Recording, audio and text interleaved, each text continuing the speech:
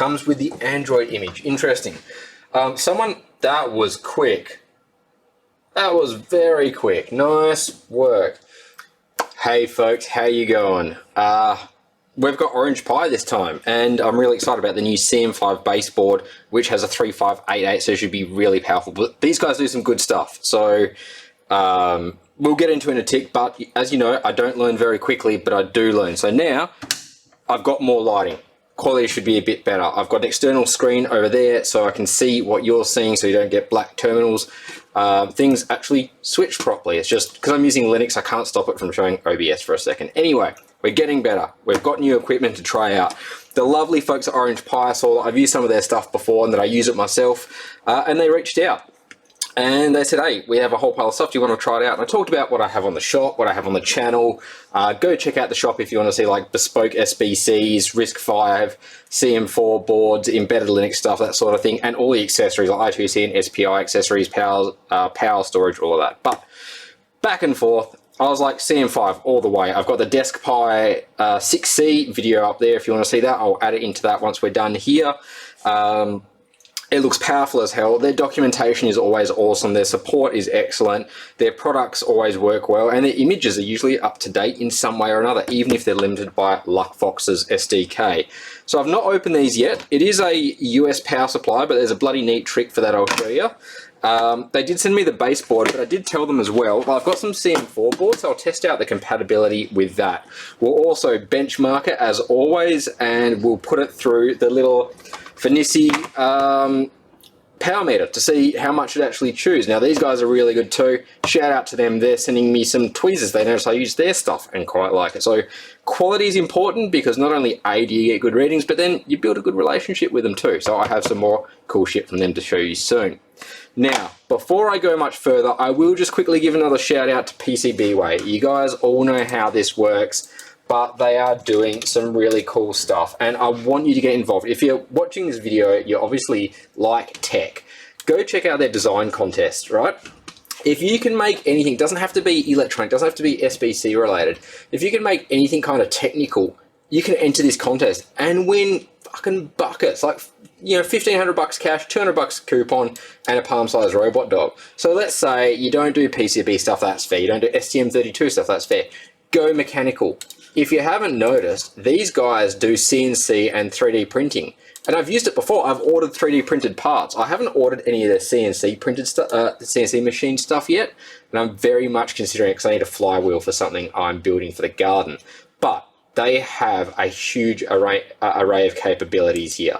So I would definitely recommend it, especially if you're making products or have a project that is weather sensitive. But you can make a mechanical project. So you simply log in, there's a link below, so click that, it shows that I'm supporting them, that you support me, and then make a project. If you're not sure what to make, let's reopen that tab, go have a look at what others have made. It's all available for you to have a squiz at.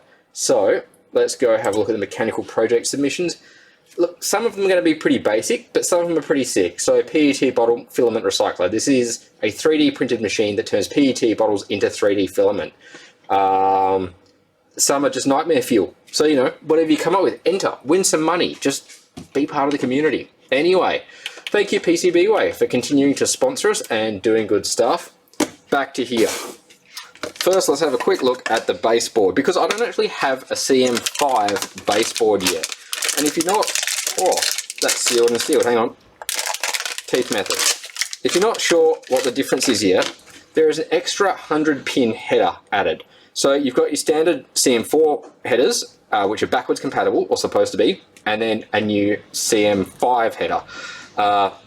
That gives you additional interfaces like PCIe, pardon me, hang on, where's my drink? Nice. Additional interfaces, and I believe it's based on the Raspberry Pi CM5 spec, but go have a look and find out. I'm not sure off the top of my head. Let's quickly go over here and just change that focus to for that one. Then we can get a bit closer up and have a gander. So, as you can see, we have our debug ports here. We have the mask on button. We have infrared there, which is pretty sweet. Someone using a impact driver in the background. SD card slot, fan, We have ATC pins there, which I haven't seen before. Reset. We have 5-volt power pins there, which I'm guessing is straight on V-Bus from the USB-C. USB-C, full-size HDMI, triple LAN. So we've got dual 2.5 gig LAN. That is sick. Well done. This is really impressive already. Gigabit LAN. I'm not sure about PoE support. I can't see any PoE headers. Real-time clock pins there, which is excellent. We have a user key, also handy. There's probably a user LED. That means you can access this for programming. USB 3 and USB 2, which again are all labeled really well. Activity LEDs, power LED. What else we got here? That's about it on that side. All very nice. On the back, what have we got? We have a whole pile of ICs. We've then got, okay, they got some good explanations of what you need to change depending on what you're doing. Not too sure about that one. Would have to look at the specs. Camera, 4 camera interfaces, which is quite nice, and upside down. So that is a solid baseboard. I'm going to assume that that's going to be for an RGB display interface. Very well made. I'm quite impressed with that so far, but that's not what we're here for. We are here for the technology, the core, the power. I was told by the rep that this is the most powerful SBC that is available so far. And I always forget how bloody tiny compute modules are. Like, look at this bad boy. This thing has got nothing to it. Well, it's got plenty to it, actually. You got your flash storage, DRAM. What's that there? That's going to be RK806. That's your PMIC. You've got your RK3, where's my focal point? 3588S. So that's a slight variant of the 3588 on the main board. And then we've got connectors on the bottom. So this has storage on board. I don't actually know what version they sent me, but I'm going to assume it's probably 8 gig with 32 gig flash. We'll find out when we hook it up. Now, as for, let's drop that back. As for this, I'll show you a neat trick. Where's my pliers? So I'm in Australia. Most of you are probably in the US, or apparently you are. And on here, it says 100 to 240 volts, 50 to 60 hertz. That's really, really important because this is a good charger. It does 5 amps and it's gallium nitride, whatever it is. USB-C. So handy charger to have, worth probably 30 to 50 bucks on its own. Comes with comes with American pins that are not removable. However, it supports 240 volts like we have here. It supports 50 hertz like we have here. And that spacing looks really, really close. Like if I grab another, I've got one here. I mean, that's pretty bloody close. So, something I learned a long time ago to give my electrician a heart attack is you can just, as long, you know, it's got to be attached pretty bloody well to the PCB. But I have so many that I've done this with. I wouldn't recommend it for production use, of course. This isn't actually that safe. You are damaging the product. But if you get it just right, you can see that's pretty bloody close. Let's just see if it plugs in. Yep, that plugs in. And then if I pop the cables out, and we'll go Type-C in, it works, as you can see there. So, if you do happen to order anything online, it comes with US only, and you don't want to deal with those clunky things on it, and I mean, you're in Australia, I guess, if nothing else, given the old twist, it does work, just be warned. Not ideal. Anyway, moving on, getting all of that out of the way, we have this awesome little unit, and this is what we're really curious about. I want to see a couple of things. Is there GPU support? So this is Rockchip. They're stuck with a 5.1 kernel in the SDK. They are working on it. That means everything Rockchip, just not just Orange Pi, is with that 5.10, I think it is. Yeah, it's the LTS kernel. That does mean, though, that most of the ARM most of the ARM functionality is quite limited by that kernel and the drivers that come with it. The key thing is the ARM GPUs. So the Mali G51, G52s, that sort of thing, usually don't have hardware acceleration for the 2D and 3D. Or it might be... No, I don't think they have any. There's so many things you can do, like PanFork, which is actually now discontinued, unfortunately. PanFrost, you can do some MESA updates, you can recompile 3,000 packages, you can build your own image with a 6.1 or higher kernel. A lot of things. The newer kernels do have most of the support, which is why with other variants I've built my own image. Now, Orange Pi though also build their own image. They are pretty comprehensive. Let's go and have a quick look at the documentation. They give you a 350-page bloody PDF. That is some documentation if I've ever seen it, right? Now, when you go to download it, just a quick tip for you. You go user manual, throws you into Google Drive. If you're not signed in, 99% of the time it's going to say it's over its quota. So let's repro that here in private window, paste her in, try to download a little PDF. Wait, because Google's laggy as hell.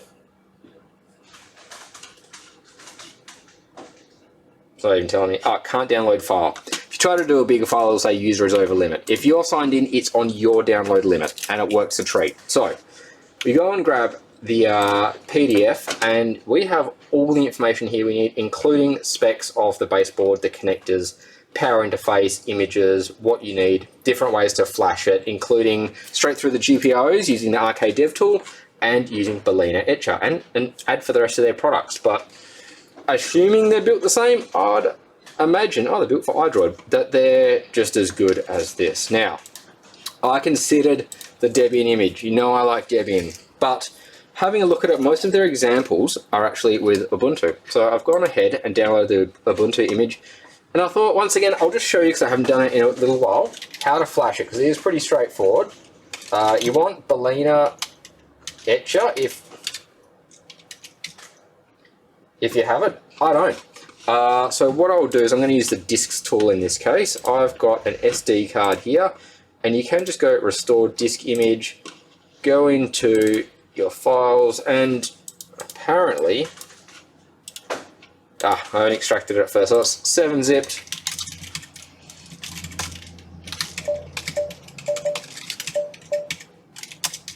I think that's, yeah, sweet. Unzip it. If you're on Windows, I believe you have to use Balena Etcher, which is very, very intuitive.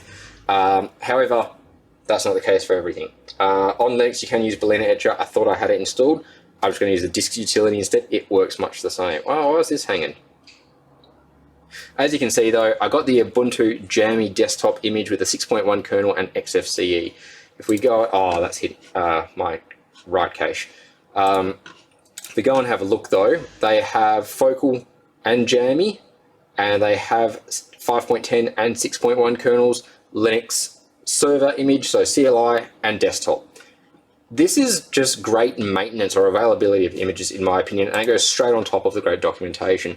Also, because they really support the open ecosystem, you've got all the models and schematics here. So if you want the actual core board specs of every bloody connection, it's all there. If you want to see how the baseboard works, it's all there. This can be really, really handy. And then if you want to make your own cases, they've got all the 3D models. Same as every tool that they reference in the documentation, they upload a copy of it here so you can go and grab it. It is resourceful, if nothing else. So, now that that's extracted, back in disks, I'm going to grab this image and start restoring. Yeah, I'm sure that is the right SD card. I don't even know what it is. I just got out here and it's there. Now, having a look at it to start with, what we're probably going to do is see, if we go back to the camera, see if there's actually anything on it. As always, CM4 and CM5 is crunchy, right? This time though, you got to make sure you got 3 crunches in. So that's in pretty solidly. I'm going to grab HDMI port now, and I might as well use the charger they provided me. So I'll just rip this extra cable tie off. This is a nice and thick USB-C cable. I'm pretty happy with that. And whilst it's only 5.1 volts, I don't know, this will do 5 volts, 12 volts, 9 volts, 15 volts. So it says up to 27 watts, which is pretty bloody good. But this is probably one of the best quality chargers I've got now. Plug that in, and let's switch to the capture card. Give it some berries right now. Immediately bent the IR receiver in. Sweet, we've got a nice boot splash straight away. Comes with the Android image. Interesting. Someone that was quick. That was very quick. Nice work. So someone actually asked me a while ago why I don't try the Android image. And whilst the Android image does have some benefits, it's usually Android 11, which is a bit aged, but does have Android TV from what I recall, and it's just not what I want. I want Linux. That's my jam, man. Get off my case. So let's have a look here. No, don't take all my data. No, don't sign in. Pretty snappy so far. Fishbowl HTML5 test. Yeah, that's very fair. How do I settings? Home. Yeah. I mean, this is half the problem as well. I use an Android phone. Swipe down. Oh, what was that? Fucking give me that.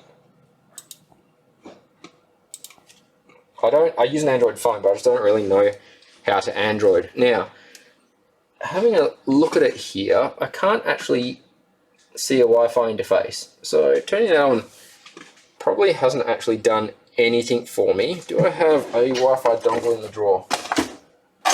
Alright, so many different dongles. I should have a Wi-Fi dongle.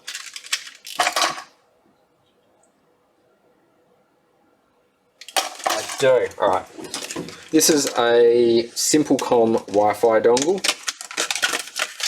We'll see if it's supported. You can't see the camera at the moment, but all I'm doing is I'm just plugging the... Actually, you know what? I'll show you what I'm doing, because there is something interesting about this too. So, come on, mouse. Apparently I have lost my mouse. There we go.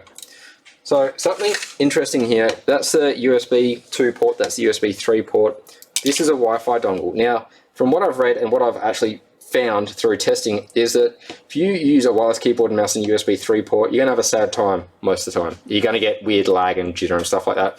Reason being that this is a 2.4 gigahertz wireless connection like most things. The USB 3 port actually operates, the data speed is 2.4 gigahertz. So I put it in the USB 2 port, or what I do at home for my media center is I've got a 15 centimeter cable just dangling out of it. Solves it. So now, let's go back to the capture, and we'll see if this supports it. So, yep, that's, no.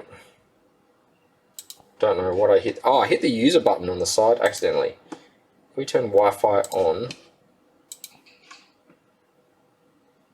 Nah, just not supported. Alright, so it comes with that Android image. That's all well and good. What we'll do now though is check out if this Ubuntu image is done and boot to that. Now for anyone that's quite new to this or isn't sure, they don't run Windows. There is Windows on ARM, and theoretically the 3588 could. It's ARM v8.2 from what I recall, which Windows on ARM or Windows ARM or Windows IoT both support. But there is the whole Microsoft approval process and whatnot. So there's very specific devices that run Windows 10 and 11 for ARM, or Windows IoT, which is a cut down ARM version. It's not just there you go, have at it. Let's see. That looks done. So I'm going to pop out that SD card over here. We're going to put it back into there. Now, in theory, depending on how they've configured the SPI flash and the boot in this, it should detect the SD card and just boot to it instead of the onboard eMMC. Let's jump back to the capture and hit that reset button. Where's that? That's the power on button. That's the user key. That's master on. Power button. That just turned it off. No, that's sleep. User key, also sleep. Reset. That resets, that's for sure. God, I'm hungry. It's like 1 PM. I haven't eaten at all today. It's been non-stop. All right, there we... I forgot about that, how much it looks like Windows 10. I'm glad I gave you the preface about it not running Windows. So that is obviously booting from the SD card. It is behaving very differently this time. But this is going to allow us to see what their Ubuntu distribution is like, if it supports Wi-Fi out the box. I know these Simplecoms work out the box in pretty much all Linux images from like kernel 4 onwards. We'll be able to see if the network interfaces appear, if the GPU has hardware acceleration. Make sure that WPA 3 and 5 gigahertz works. And then offline, I will test its power consumption. Then offline, I will run Geekbench on it and put the results below. So, Wi-Fi networks are available. That is what I want. Righto. Pi-Fi.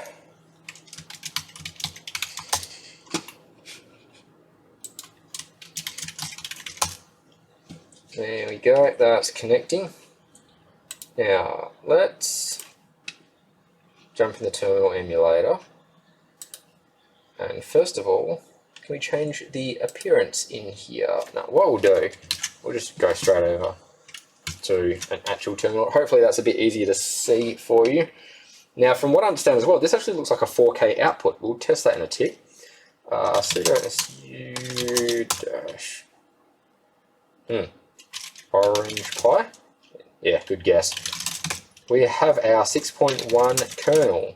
We have 4 gig of RAM on this one. That's all right. I did say to them when they asked what I want, I said, look, just 2 gig to run the benchmark minimum. 4 gig would be good for a GUI. It's got swap configured. It's not touching. It's only using 600 mega RAM, which is pretty good. We then have, the 64 gig flash, which is also great. That's more than enough for these sort of embedded systems. Prick. We then have 8 cores, which is bloody excellent. These things are powerhouses. Now, these are, from what I recall, 4 low power, 4 high power. We can't quite see it there from what I... Oh, yeah, you can see 2 different... There you go. So you've got 2 different sets of cores running on there. That is quite excellent. Back over here, we're not going to need this anymore. We have some internet. Let's see what it wants to do. Ooh, actually, does it have any GLX? No, it doesn't. Sudo su orange pi apt update and apt install GLX gears. We'll just grab every version on this. Huawei Cloud. Interesting. Alright, so as a personal recommendation, I'd change it to the official repo.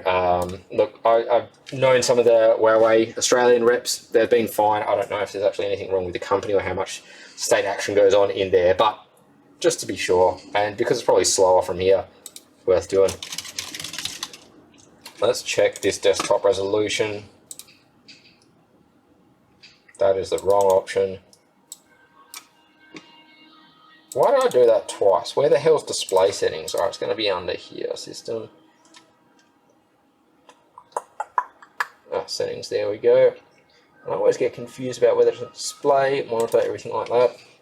So this is doing 1920 by 1080. It says it can do 4K at 30. Oh, yeah, it does. Alright, here's configuration. It doesn't even look interlaced. Alright, that's quite cool. There is a very slight bit of lag like this. Sorry, it's just covering my mouth.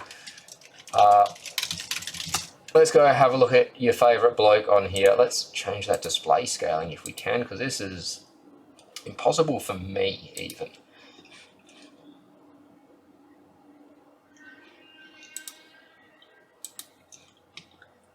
Alright, I don't know where the option is. So, scale, right there.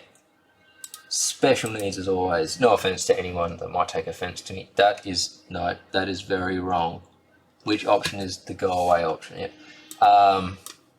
It's just how I feel sometimes. That is not working. So we'll leave it at its regular. We'll see if it can do this. Let's have a look at this SpaceMint video. So far, the Wi-Fi. Hey everyone, how are you going today? Yeah. We are back with something a little bit different. This is the 4K.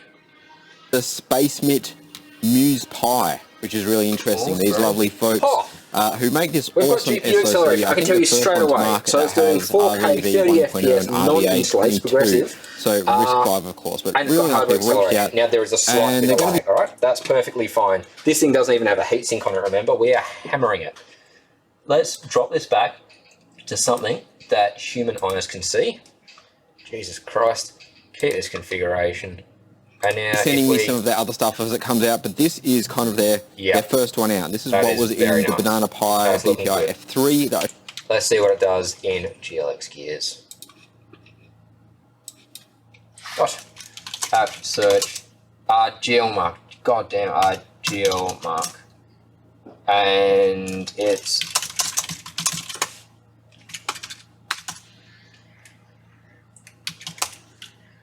what? Yep. So sudo, where are you now? Apt install glmark 2 glmark ps2. Test them both out. One might have a wrapper. One might require an extra. Really? All right. Apparently I am. All right. It is DS. I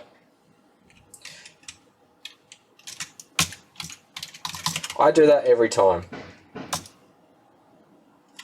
So we did have the typical errors you'll see very frequently there about loading the screens and trying to locate the drivers, but it should get there. We can see,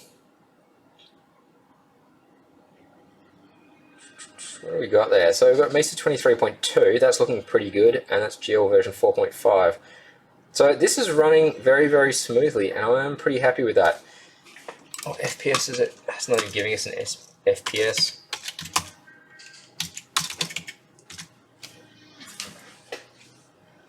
That would be why. All right, so the ES drivers are fully there. This is still of using the software renderer. This is actually using a hardware renderer. OpenGL ES 3.2, which is what you'd expect. Like even as I said in the previous video, Wayland is using that just because it's going to work with everything. And we're getting 1000 FPS. Orange Pi, you guys are killing it. This is excellent. So this little board, ooh, that chip's getting pretty warm. This little board is really impressing me for a large number of reasons.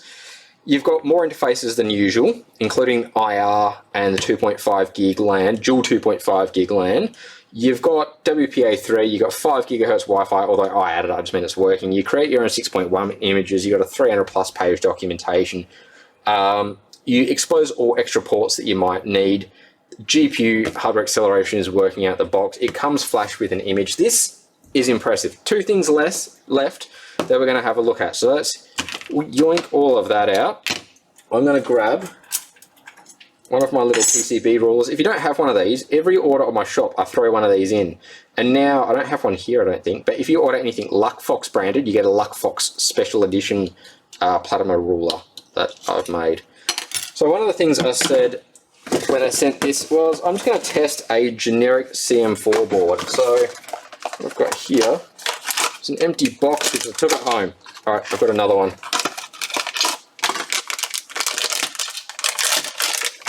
This is the Wavejoy CM4 board. It's the CM4 Pi 4 equivalent board, so it should fit a Pi 4 case, and it's got the same outputs. Just going to test the compatibility really, and see if it behaves as it should, which I expect it will. We will just need one of these little dingleberries on it. And I'm not sure what HDMI interface might be exposed, but we'll try that one first. Power it up. Change to the capture device. Nah, would have seen it by now, I reckon. Let's try HDMI 1. I believe this is what I've had more luck with before based on how the pins are mapped. Power it up again.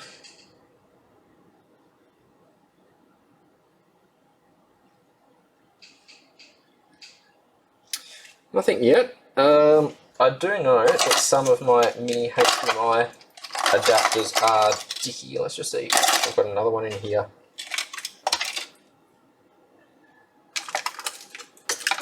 Alright, I do have another one, so let's pull that power back out and test out other mini HDMI adapter.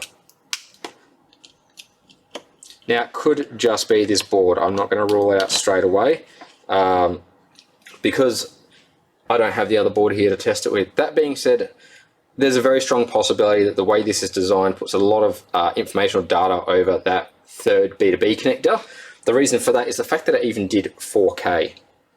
We've got nothing going on there. Let's try HDMI 1 with the different micro and mini HDMI adapter.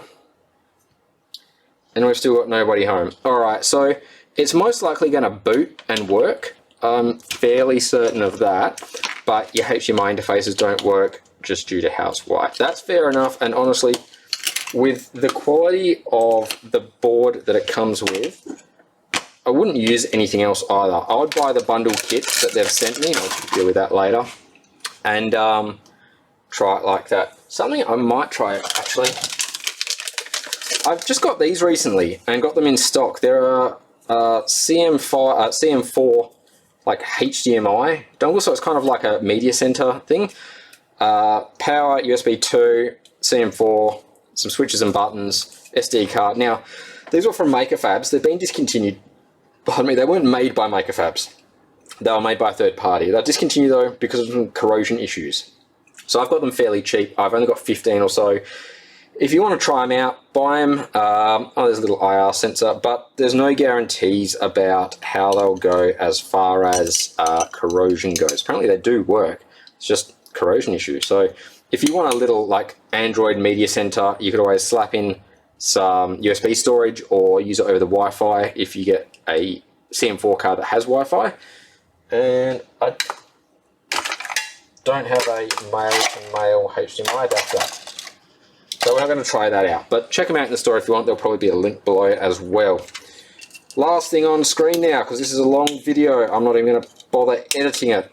So I'm lazy and I'm hungry. We're going to put that back on there, piss that out of the way, get our FNB 58 out, and did I just break it? No, it just made the wrong crunchy sound. We're going to go that into there. Then we'll grab another one out. We'll see what sort of data it wants to pull. First we'll see what Android pulls, just to be fair. Power out to power in. How good is this extra lighting? There's way less reflection. So straight up, 500, 600, 800, 1.1, 1.5 amps. Sold. Alright, that would be booted by now. Yep, that looks fairly stable. 160-ish loose change. That's pretty good. Let's slot this SD card in. Reset. It's doing stuff. It's going to be booting, and remember this did take a bit longer to boot. We can of course monitor that, and this will be a good little test. Some of them don't like HDMI being plugged in after they've booted. They actually have issues with it. This one seems to work fine, or record it in time. And that'll be due to how the detection at the very start works. I don't know too much about it, but if you plug the HDMI and it's not working, try rebooting it, just in case. Cool, so that is booted up. No Wi-Fi, pretty much stable. Yeah, 650, 500, 800, 460. I'd say, yeah, 450 looks pretty stable there. So, not bad power consumption at all. The last thing I'm going to do now is put a heatsink on here. I've got one floating around. I'll just steal off here. Oh. This is the dodgiest heatsink in the world, and I'll plonk that on there, and I'll run Geekbench. This is the SpaceMit Muse Pi. If you want to see the previous video, that was really cool. And they've just also sent me the SpaceMit Muse card, which I'll probably get to next weekend or the weekend after. So thank you very kindly for coming along and checking this out. If there's anything you want me to try out, let me know. Have a look at my shop if you want to see kit like this. I sell heaps of stuff like this because it's what I enjoy. It's just me. This is just for fun. I welcome all feedback, as I always say. I'm constantly improving. And thank you to PCBWay up in heaven, I guess, I don't know, China that way, dig to China, for continuing to sponsor. I am making some cool stuff with them. So there's going to be more videos coming out about Deep Sleeper, which is working. I've been working really hard on the AVR code. It's doing my head in, but it works. So I hope all of you are doing really well. I hope you have a lovely weekend. Thank you for sticking around till the end. See you next time. Let's give you 5 volts. So it's nice. No? No 5 volts? That mustn't be connected to V-Bus then. Right, interesting. Let's give you 3.3 volts. That should be plenty. Excellent. Geekbench time.